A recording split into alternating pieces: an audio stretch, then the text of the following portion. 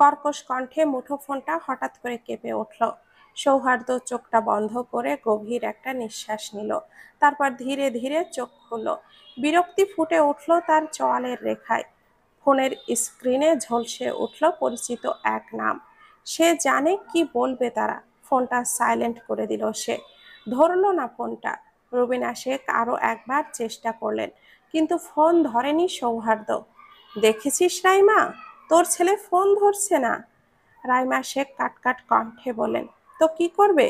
আচ্ছা আপা, আর ভাইজান, আমার ছেলেকেই কি পেয়েছো জবাই করতে? রাইমার কথার মর্মার্থ কেউই বুঝল না। রিজওয়ান শেখ প্রশ্ন করলেন, মানে কি বলতে চাইছো তুমি? আমি এটাই বলছি, ওই রকম মেয়েকে কেন আমার ছেলে বিয়ে করবে শুনি?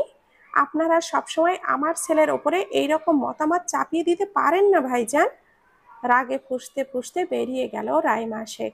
তিনি মোটেও স্নেহাকে মেনে নিবেন না। তার এত সুন্দর ছেলের সাথে ধর্ষিতা একটা মেয়েকে বিয়ে দেবেন না তিনি। রুবিনা শেখ ঠাই বসে আছেন সোফায়। সৌহার্দ্য এইরকম আচরণ করবে তা মোটেও আশা করেননি তিনি। নিজের ছেলের মতোই ভালোবেসে বড় করেছেন। রাইমা শেখ যতটা তার ছেলেকে ভালোবাসে, ঠিক ততটাই রুবিনা শেখ ভালোবাসে। কিন্তু সেই ছেলে তাদের সঙ্গে এরকম করলো। মিনিট 10 আগেই সৌহার্দ্যকে ফোন করেছে তাসফিন। ফোন রিসিভ করতেই রুবিনা শেখের হাতে ধরিয়ে দিলেন। স্নেহার সাথে তার বিয়ের কথা বলতেই তেতে উঠল সৌহার্দ্য। তুমি ভাবলে কি করে চাচি, আমি ওর মতো মেয়েকে বিয়ে করব? তাও এখন তো সেই অবস্থাও নেই ওর। কিংকর্তব্য বিমূঢ় হয়ে গেলেন রুবেনা শেখ। বিস্ময় নিয়ে বলেন, কি বলছিস এগুলো সৌহার্দ্য? স্নেহা খুব ভালো মেয়ে। ক্ষিপ্ত হলো সৌহার্দ্য। চেঁচিয়ে উঠল সে, তো কি করব? বেশি ভালো বলেই তো আজকে এই অবস্থা। মায়ের কাছে ফোন দাও, আমি মায়ের সাথে কথা বলবো। আর চাচি, তোমাদের আমি রাইট দেইনি, আমার জীবনের সিদ্ধান্ত নেবে। রাইমা শেখ সাফ সাফ জানিয়ে দিয়েছেন তিনিও সৌহার্দ্যের সঙ্গে স্নেহার বিয়ে দেবেন না। আলাপ শেখ চাইলেও কিছুই করতে পারেননি। যেখানে ছেলেই বিয়ে করবে না বলে জানিয়েছে, সেখানে উনি আর কি বা করবেন। নিস্তব্ধ দুপুর। চারিদিকে এক ধরনের থমথমে নীরবতা। আকাশটা ঘন কালো মেঘে ঢাকা। যেন কেউ তুলোর মতো মেঘগুলোকে গুছিয়ে রেখে একসাথে জড়ো করে দিয়েছে। সূর্যের আলো আর নেই, কেবল ছায়া আর আধারের খেলা। বাতাস থমকে গেছে। গাছে পাখিরা নীরব, শুধু মাঝে মাঝে হালকা করে পাতা কাঁপছে। যেন প্রকৃতি নিজেই নিঃশব্দে প্রস্তুতি নিচ্ছে এক প্রবল বর্ষণের। পৃথিবীটা যেন নিঃশ্বাস ধরে আছে। চারিদিকের রং ধূসর হয়ে এসেছে। কুয়াশার মতো একটা অনুভূতি। যে কোনো মুহূর্তে বৃষ্টি নেমে আসতে পারে টুপটাপ করে ছাদে, টিনে, এবং মাটির ভেজা গন্ধে মিশে যাচ্ছে বাতাসে। একটা গভীর প্রশান্তি আর এক চিলতে অজানা অপেক্ষা মিশে আছে এই মুহূর্তে। টুপ টুপ শব্দ করে বৃষ্টির ফোঁটা পড়ছে ধীরে ধীরে। বড় আব্বু, আপনার সাথে আমার কিছু কথা আছে। কণ্ঠস্বর গম্ভীর। তাসফিনকে বেশ গম্ভীর মনেই হচ্ছে। জয়নাল আহমেদ কিঞ্চিত অবাক হলেন। কি কথা বলবে তাসফিন? সকালবেলা রুবেনা শেখ এবং সৌহার্দ্যের কথোপকথন জানতে পেরেছেন তিনি। তিনি তো আগেই জানতেন সৌহার্দ্য কখনোই স্নেহাকে বিয়ে করতে রাজি হবে না। ওনার তাতে কোনো দুঃখ নেই, কিন্তু তার মেয়েটাকে সবাই আকারে ইঙ্গিতে এবং এমনকি প্রকাশ্যে খারাপ মন্তব্য করে চলেছে, যা মেনে নিতে পারছেন না তিনি। কি বলবে তাসফিন, কোনো জরুরি কথা? জি বড়াব্বু, আপনি আসুন। রুমের দিকে এগিয়ে গেল তাসফিন। জয়নাল আহমেদ ধীরে ধীরে যেতে লাগলেন। হঠাৎ করে কি এমন বলবে তাসফিন যে আলাদাভাবে ডেকে নিয়ে গেছে? উপস্থিত সবাই চিন্তিত মুখ করে দাঁড়িয়ে আছে। ফারহা হাত কসলাতে লাগলো, এটা তার বরাবরেরই স্বভাব। কি হয়েছে জানা নেই তার, তবে তার কমান্ডারের ওপরে একটু ভরসা আছে। সৌহার্দ্য যে এমন, তা ফারহা কল্পনাও করতে পারেনি। ইতিমধ্যেই নবীনকে কোথাও একটা পাঠিয়েছে সে, তবে বলেনি কোথায় পাঠিয়েছে। ফারহা, তুমি কি জানো ভাইয়া কি বলবে? নূপুরের কথা শুনে ভিমড়ি খেল ফারহা। এই লোকটা তো তাকে কিছুই বলে না। মলিন মুখ করে প্রতি উত্তরে বলল, না আপু, আমি কিছুই জানি না। নূপুর হতাশ হলো। ঝুমুর এসে বলল, বাইরে সাইফুলের গাড়ি দেখছে। সাইফুল এসেছে মিনিট 10 হলো। সে সবচেয়ে লেট হয়েই আসে সব সময়। নূপুর অনেকবার জিজ্ঞাসা করেছে তার কেন সব কিছুতে এত দেরি হয়। মাহির কাছে কখন থেকে বাবার কোলে যাবে বলে, অথচ সাইফুল এসে থেকেই ফোনে কথা বলেই যাচ্ছে। সাইফুল, তোমার প্রবলেমটা কোথায়? সব সময় এরকম বিহেভ কেন করছো? রাগান্বিত স্বরে বলল নূপুর। তেতে উঠল সাইফুল। So what? কি করব হ্যাঁ? সারাদিন কি বাড়িতে বসে বসে তোমাদের সাথে আড্ডা দেব? লিসেন নূপুর, আমার অনেক কাজ থাকে, বুঝতে পেরেছো? নূপুর সাইফুলকে একদম চিনতে পারছে না। কি করে একটা মানুষ এতটা বদলে যেতে পারে? মাহির কখন থেকে তোমার কাছে আসবে বলে কাঁদছে, চেঁচিয়ে উঠল সাইফুল। তোমার দায়িত্ব ছেলেকে সামলানো নূপুর, ফর গডস সেক।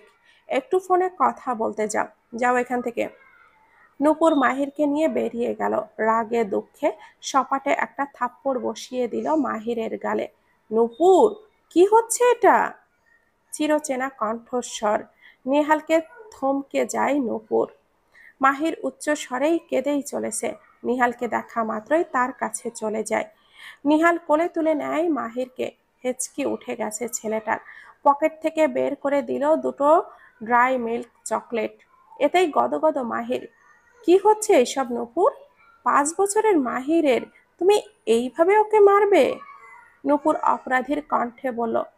রাগ উঠে গিয়েছিল, তাই হঠাৎ করে মেরে দিলে, এটা কোনো কথা?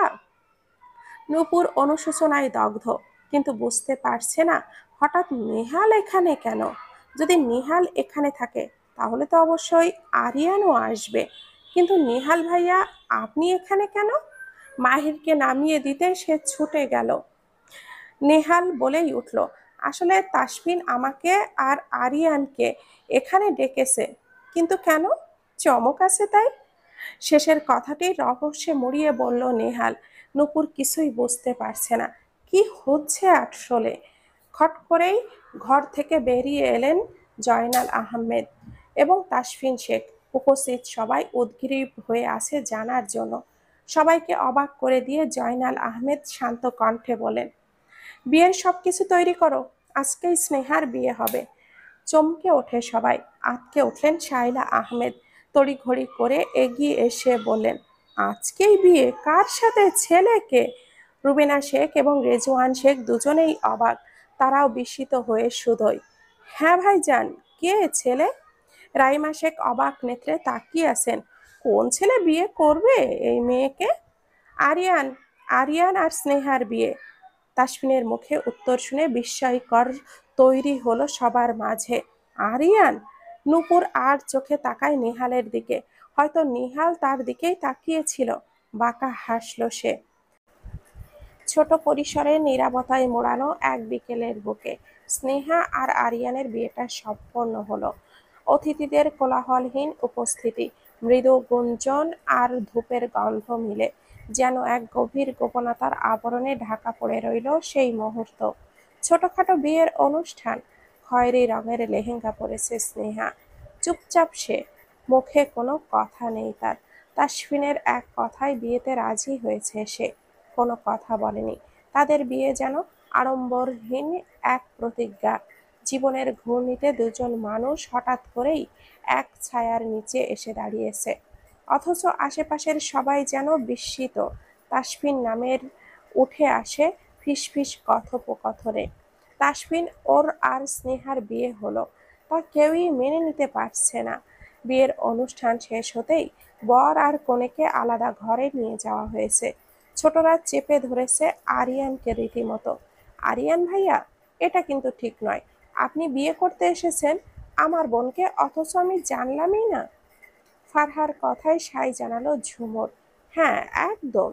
এটা কিন্তু ঠিক হলো না আরিয়ান ভাইয়া। বেচারা আরিয়ান পড়ে গেল বিপাকে। সে কি আর জানতো তাসফিন তাকে এখানে ফোন করে আনিয়ে বিয়ে দিয়ে দেবে? মানলো তার কেউ নেই, তাই বলে এত বড় ধোঁকা? কাঁদো কাঁদো ভঙ্গিতে দাঁড়িয়ে আছে আরিয়ান। আগমন ঘটে তাসফিনের। টান টান ভঙ্গিতে দাঁড়ালো। ব্রো, ফিলিংস কেমন? আরিয়ান পারছে না কেঁদে দিতে, কিন্তু এখানে থাকলে তার মান ইজ্জত থাকবে না। মুখ কুঁচকে তাকিয়ে আছে ফারহা। চোখাচোখি হয় দুজনের। আকস্মাৎ সবার সামনে কুঁচকে থাকা নাকটা টেনে দিল তাসফিন। তেতে উঠল ফারহা। লাগছেন কেন? হেসে ফেলল তাসফিন। সে বেশ বুঝতে পারছে প্রিয়তমার রাগটুকু। আকস্মাৎ তার ওড়নাটা আঙ্গুলে পেঁচিয়ে ফারহাকে নিয়ে যেতে লাগলো। থতমত খেয়ে গেল বাকিরা। নূপুর চিৎকার করে পিছু ডাকলো, আরে ভাইয়া, ফারাকে কোথায় নিয়ে যাচ্ছ? 5 মিনিট পরে আসবে। ফারহাকে জোরপূর্বক নিয়ে এলো তাসফিন। ফারহার চোখে জ্বলছে অভিমান আর ক্রোধের শিখা। ঠোঁট দুটো শক্ত করে এক রেখায় চেপে রেখেছে সে। একটুও কথা বলবে না। এই দৃঢ় সিদ্ধান্তে অনড়। তাসফিন তার পাশে দাঁড়িয়ে চুপচাপ। মুখে কোনো কথা নেই। চোখে একরাশ অপরাধ বোধ আর অনুচ্চারিত অনুভব। তাসফিন জানে ফারহা কেন এতটা অভিমানী হয়ে আছে।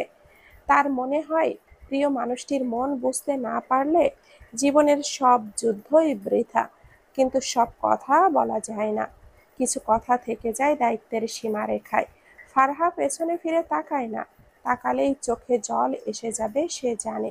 আর তখন তাসফিনের নীরবতাই সবচেয়ে বেশি কষ্ট দেবে। হঠাৎ করেই তাসফিন ফারহার পেছনে এসে দাঁড়ায়। তার বুকের গভীর থেকে নিঃশব্দ একটা দীর্ঘশ্বাস বেরিয়ে আসে, যেন হাজারো অজানা কথা এই মুহূর্তে হারিয়ে যাচ্ছে বাতাসে। কোনো পর্ব সূচনা না দিয়েই সে ফারহাকে পেছন থেকে জড়িয়ে ধরে।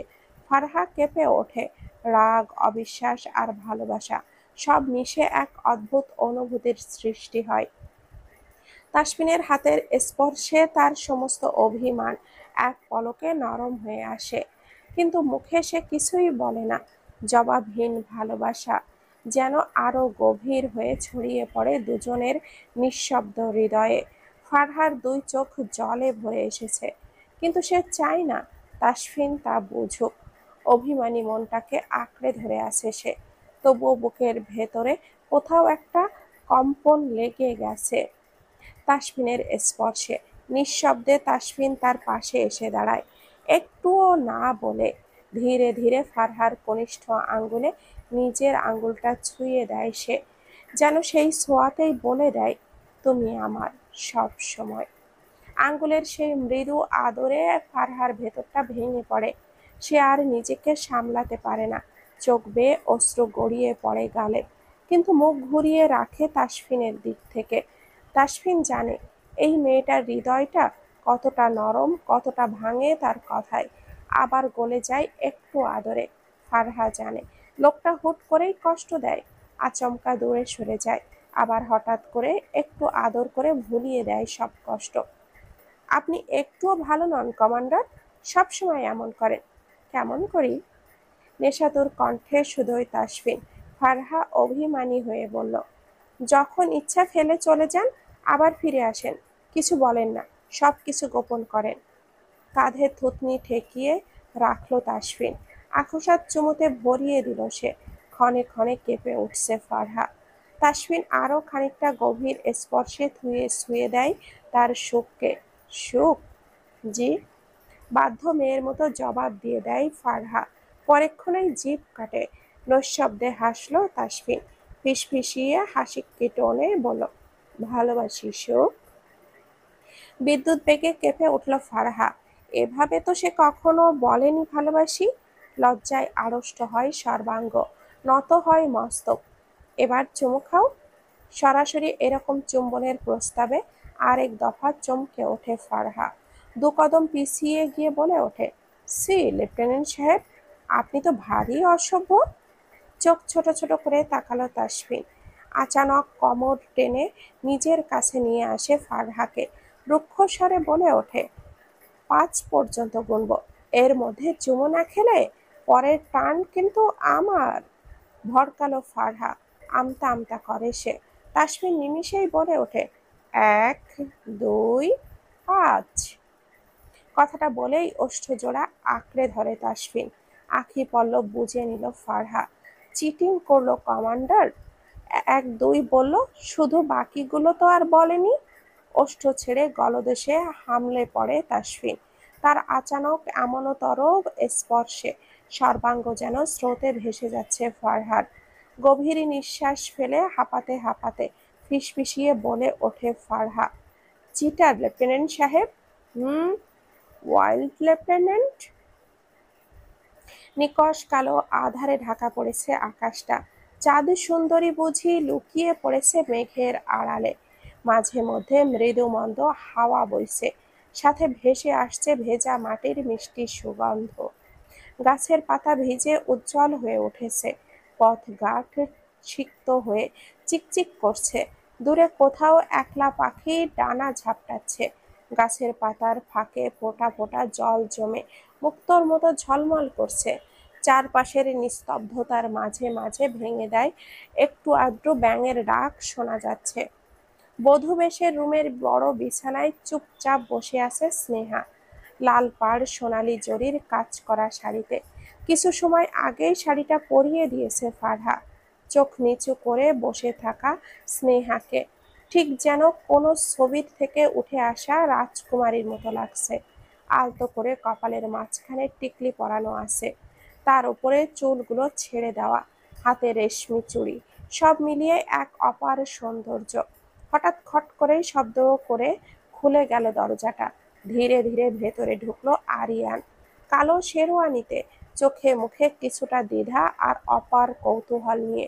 সে এগিয়ে এলো, দরজাটা পেছন থেকে বন্ধ করেই থমকে দাঁড়ালো কয়েক সেকেন্ড। স্নেহার দিকে তাকিয়ে তার চোখে ভেসে উঠল একরাশ আবেগ। সেই চেনা মুখ, কিন্তু আজ এতটা নতুন, এতটা কাছের। আজ থেকে ওর বউ, সারা জীবনের সঙ্গী। আরিয়ান ধীরে ধীরে এগিয়ে এসে বিছানার পাশে বসে পড়ল, কাঁপা কাঁপা গলায় বলল, স্নেহা, তোমার কেমন লাগছে এখন? স্নেহা চোখ তুলে চাইল এক ঝলক, তারপর আবার নিচু করে নিল আখিদয়। দ্বিধাদ্বন্দ্বে ভুগছে আরিয়ান, এগিয়ে যাবে কিনা ভেবে পাচ্ছে না। স্নেহা দেখো, আপনি তো জানেন আমার সাথে ঠিক কি হয়েছে। তাসমিন ভাইয়া নিশ্চয় বলেছে, কিন্তু আপনি কেন বিয়েতে রাজি হয়েছেন? কেন নিজের জীবনটা নষ্ট করতে চাইছেন? আমি শুধু সেইটুকুই জানতে চাইব। আরিয়ান তাকিয়ে আছে নির্নিমেষ। কম্পিত স্নেহাকে দেখে নৈশব্দে ক্ষীণ হাসল সে। দ্বিধা কাটিয়ে এগিয়ে এসে ঠিক বিছানার বিপরীতে বসল স্নেহার। অনুমতি চেয়ে বলল, আমি কি তোমার হাতটা ধরতে পারি? থমকালো স্নেহা, ক্ষীণ ভয় বাসা বাঁধে বুকের ভেতর। আরিয়ান আলগোসে আটটা ছই, অদ্ভুত সুরে বলল, যা হয়েছে ভুলে যাও। অপরাধী তার শাস্তি পেয়েছে। তোমার তো কোনো অন্যায় ছিল না, তাহলে তুমি কেন ভয় পাচ্ছ? তুমি ভেবেছ তোমার সাথে থাকলে আমার জীবন নষ্ট হবে? আর যদি বলো বিয়ে কেন করেছি, তাহলে বলবো তাসফিনের জন্য। এবারে চোখ তুলে তাকালো স্নেহা, জানতে উৎসুক সে। তাসফিন আমার আর নিহালের বেস্ট ফ্রেন্ড। আমার কেউই নেই। নিহালের তো মামা আছে, কিন্তু আমি একা মানুষ। এবং এমনকি তাসফিন আমার পড়াশোনার খরচ পর্যন্ত বহন করেছে।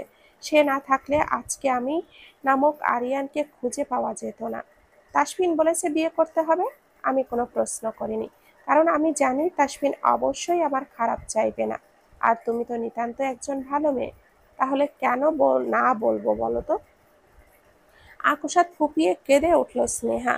সে সৌহার্দ্যকে ভীষণ ভালোবেসে ফেলেছে, অথচ তার বলা কথাগুলো ধনুকের থেকে ছোড়া তীরের মতো এসে তার বুকে লেগেছে।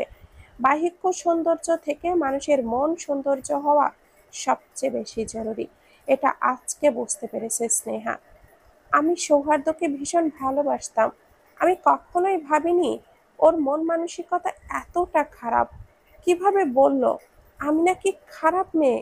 তাই কাঁদতে হয় না, যে যাই বলো তাতে কান দিতে নেই। আর সৌহার্দ্যের ব্যাপারটা ভুলে যাও প্লিজ।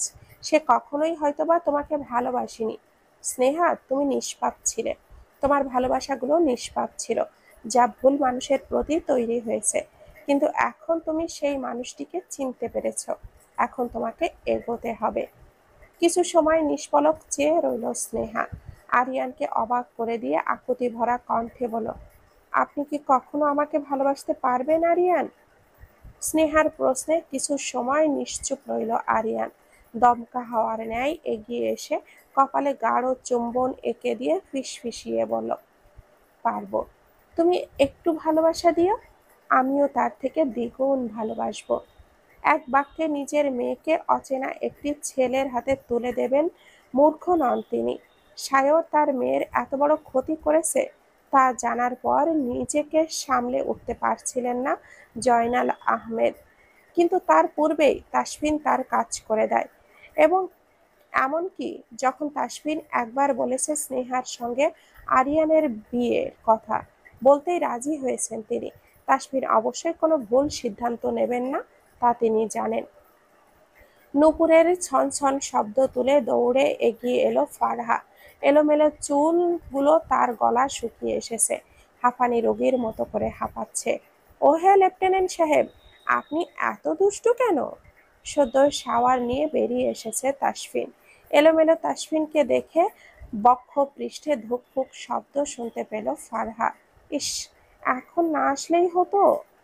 ভেজা চুলগুলো হাতে ঝেড়ে নিল তাসফিন। টাওয়াল জড়িয়ে এগিয়ে গেল ড্রেসিং টেবিলের দিকে। তারা ফিরেছে সবে। কিছু সময় পূর্বেই আরিয়ান স্নেহাকে নিয়ে বাড়ির পথে রওনা দিয়েছে। ঘণ্টাখানেক পরেই নূপুর, ঝুমুর আর ফারহা ওরাও যাবে সেখানে। যেহেতু ওদের বিয়ে হয়েছে, তাদের সংসার গুছিয়ে দেওয়ার চেষ্টা করবে। উফ, সুখ! হুটহাট এভাবে দৌড়া কেন? পড়ে টরে গেলে কি হবে? চমকালো ফারহা চকিত সুধায়। আপনি কি করে জানলেন আমি দৌড়ে এসেছি? তোমার নূপুর তোমার আগমন বার্তা আগেই আমাকে জানিয়ে দেয়। লজ্জায় লাল হয়ে মেয়ের চিবুক হাঁসফাঁস ভঙ্গিতে বলল, থাকুন আপনি, যাচ্ছি আমি। কোমল হাতে শীতল হাতের স্পর্শ পেয়ে সর্বাঙ্গ শিরশিরানি অনুভব করে ফারহার। তীব্র বুক ধুকপুকানি নিয়ে পেছনে ফিরে তাকালো সে, কিন্তু তা ক্ষণিকের জন্য। চওড়া বক্ষে ধাক্কা খেল, ঠোঁট ছুঁয়ে যায় তার বুকের বাঁ পাশে। মিসেস শেখ, এমন করলে আমি কোথায় যাই বলুন তো?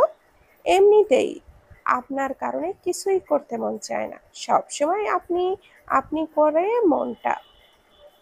নিম্নাষ্ঠ আঁকড়ে লজ্জায় মাথা নিচু করে ফারহা। তীব্র কাঁপুনি নিয়ে ঋণঋণে কণ্ঠে বলল, আপনি ভীষণ ফাজিল। চাচাকে কি করে মানিয়ে নিলেন? সব জেনে গেছি আমি, আপনি সব গোপন করেন। তাসফিন একচিলতে হেসে বলল, ইস, এবার কি হবে তাহলে? সব জেনে গেলেন, এবার আমার কি হবে বলুন তো? চিকন নাকের ডগা ফুলে ওঠে ফারহার। ফারহা কিছুই বলতে যাবে, কিন্তু কণ্ঠ আটকে যায়। লজ্জায় চোখের কোণে জল চিকচিক করে। তাসফিন আলতো করে টেনে নেয় তাকে নিজের বক্ষে। নরম ভালোবাসার ছোঁয়ায় ফারহা হারিয়ে যেতে থাকে। ঠোঁটের কোণে কেঁপে ওঠে তার ঠোঁট, আর তাসফিনের ঠোঁটের স্পর্শে গলে যায় সমস্ত সংশয়। আধো চোখে আধো কাঁপুনিতে ফারহা নিজেকে ছেড়ে দেয় তাসফিনের আদরে। ফারহা যেন ধীরে ধীরে ঢলে পড়ে তাসফিনের বুকে। ভেতরের ঘূর্ণিপাকে সে আর নিজেকে ধরে রাখতে পারে না। তাসফিন নিঃশব্দে তাকে আঁকড়ে ধরে, আলতোভাবে ঠেলে দেয় দেওয়ালের দিকে।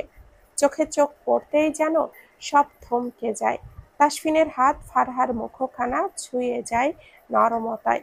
এরপর সে মাথা নিচু করে তার ঠোঁটের কাছে ঠেকিয়ে দেয় নিজের আকুলতা। ঠোঁট ছুঁয়ে যায় ঠোঁট। এক গভীর আস্বাদন, ভালোবাসা যেন জমে ওঠে অদৃশ্য অক্ষরে। নিঃশ্বাসে নিঃশ্বাসে ফারহা আর তাসফিনের মাঝে সমস্ত দূরত্ব দূরে গেল। তাদের শরীরের মাঝে জমে ওঠে এক নীরব তীব্র ঘনিষ্ঠতা। আকস্মাৎ ছেড়ে দেয় তাসফিন। কিঞ্চিৎ ভড়কালো ফারহা। দেওয়ালে হেলান দিয়ে দাঁড়ালো সে। সুখ, সুখ, এবার তো রেডি হতে হবে, আমার শার্টটা ইস্ত্রি করে দিন। নিজেকে ধাতস্থ করে ইস্ত্রি করতে গেল ফারহা। পুরোটা সময় তাকিয়ে রইল তাসফিন। এলোমেলো তাসফিনকে সবকিছু এগিয়ে দিয়ে প্রাণ হাতে নিয়ে বেরিয়ে এলো সে। তাসফিন তার একমাত্র পুরুষ, খুব আদরের, যত্নের। কিছুক্ষণ পরেই আবারও শার্ট নিয়ে ফিরে এলো ফারহা। তখনও উদম গায়ে বিছানায় বসে আছে তাসফিন। তাকে দেখে তার ফের কেঁপে উঠল ফারহার অন্তরস্থল। আপনার শার্ট, আমতা আমতা করে বলে ওঠে ফারহা। অধর বাঁকিয়ে হাসল তাসফিন। পরেক্ষণেই বলে ওঠে, কাছে এসো, একটা জিনিস দেখাই। ফারহার উৎকণ্ঠা হয়ে এগিয়ে গেল।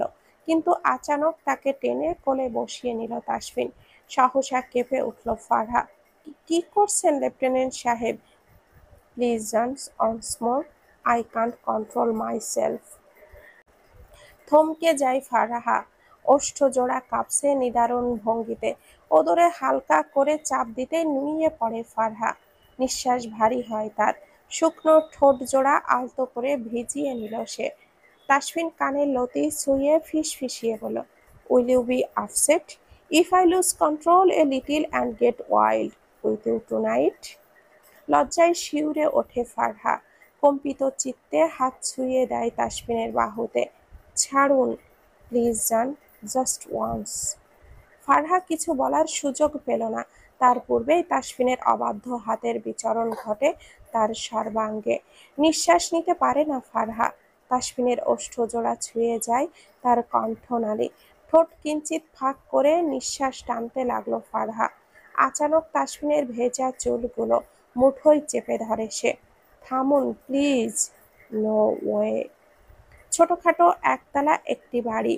বাহির থেকে সাধারণ, কিন্তু ভেতরে যেন এক টুকরো শান্তির ঠিকানা। ঘরদোর পরিপাটি, প্রতিটা কোণে মায়ার ছোঁয়া। স্নেহার চোখে ঝিলিক দেয় বিস্ময় আর ভালোবাসা। এটা আমার ছোট্ট জগৎ, হেসে বলে আরিয়ান। পরক্ষণেই বলল, এখন থেকে আমাদের। স্নেহা ধীরে ধীরে ঘুরে ঘুরে দেখল ঘরটা। আলমারির ওপরে রাখা পুরানো বই, কোণার টেবিলের গাছে জড়ানো নরম আলো, আর রান্নাঘরের তাকজোড়া মাটির হাঁড়ি, সব কিছুতেই এক ধরনের আন্তরিকতার ছাপ। আরিয়ান পেছনে পেছনে হাঁটে, যেন প্রতিটা জায়গায় তার গল্পের পাতা। এই টবগুলো আমি নিজে সাজিয়েছি বলেই সে একটু গর্ব নিয়ে বলে। স্নেহা মুগ্ধ চোখে তাকিয়ে থাকে। তার মনটাও ধীরে ধীরে ভরে যায় একটা নতুন স্বপ্নে। আপনি খুব গোছানো, মৃদু স্বরে বলল স্নেহা। হাসলো আরিয়ান। ঘরের প্রতিটা কোণ দেখানো শেষ হলে আরিয়ান মুচকি হেসে স্নেহার দিকে তাকালো। এবার আমার প্রিয় জায়গাটা দেখাই, বলেই ইশারায় এগিয়ে গেল শোয়ার ঘরের দিকে। স্নেহা নিঃশব্দে তার পিছু নিল। নতুন জীবন, নতুন ঘর, আর এই মানুষটা তার সমস্ত বিশ্বাসের জায়গা। শোয়ার ঘরে পা রাখতেই হঠাৎ করেই আরিয়ান তার হাত ধরে কাছে টেনে নিল। স্নেহা হতচকিত, কিন্তু আরিয়ানের চোখে ছিল অদ্ভুত রকমের কোমলতা। একটুখানি থেমে গভীর মায়ায় সে ঝুঁকে এসে স্নেহার কপালে এঁকে দিল এক নিঃশব্দ চুম্বন। তা যেন কোনো শব্দ ছাড়াই বলে গেল, তুমি আমার ঠিক যেমন করে ভাবতাম আমার একজন হবে, খুব আপন, তেমন করে পেয়েছি তোমায়। স্নেহা চোখটা বন্ধ করে সেই পরশে নিজেকে হারিয়ে ফেলল। ভালোবাসা বুঝি এটাই? বিছানায় উপুড় হয়ে শুয়ে আছে নেহাল। প্রচন্ড মাথা ব্যথা করছে তার।